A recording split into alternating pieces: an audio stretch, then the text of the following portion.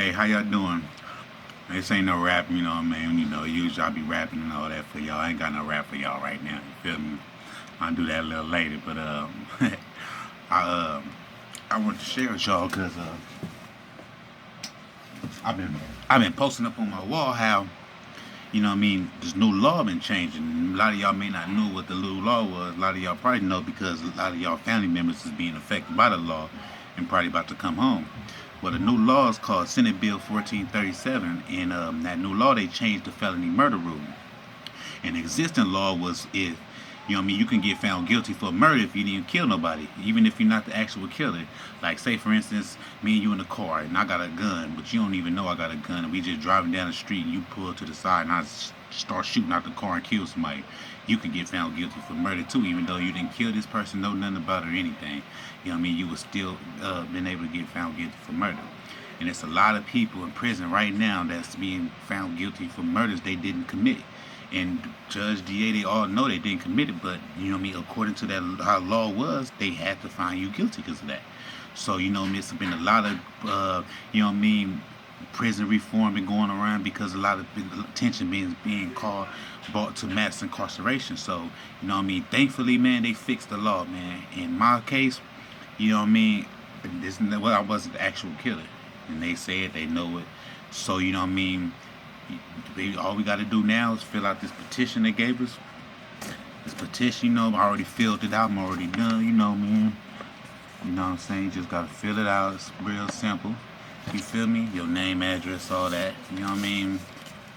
Ask you, how you fit the bill. You just check and let them know that you was, right here, basically let them know that you didn't, you got found guilty for murder. You went to trial and lost. And, you could not been found guilty now because for murder due to the way the law changed.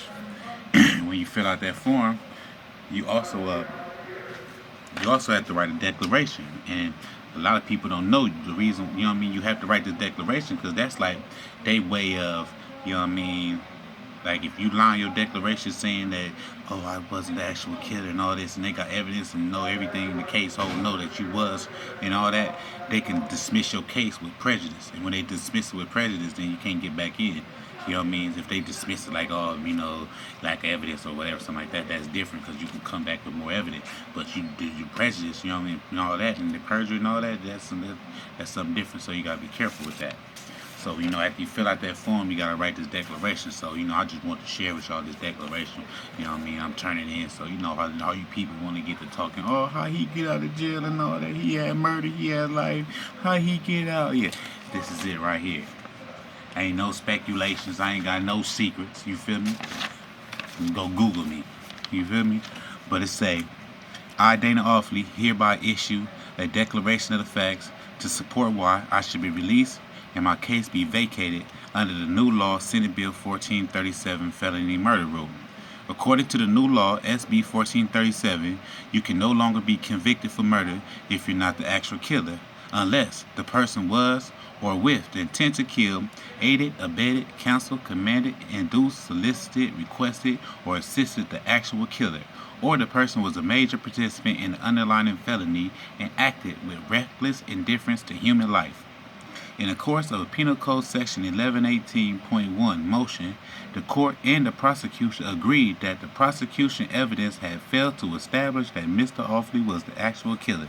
The court asked the prosecutor, Mr. Awfully, where's the evidence that he is personally the one that slew Mr. Morales? The prosecutor responded, it doesn't have to be. The court said, I'm troubled by that, so let me read the case.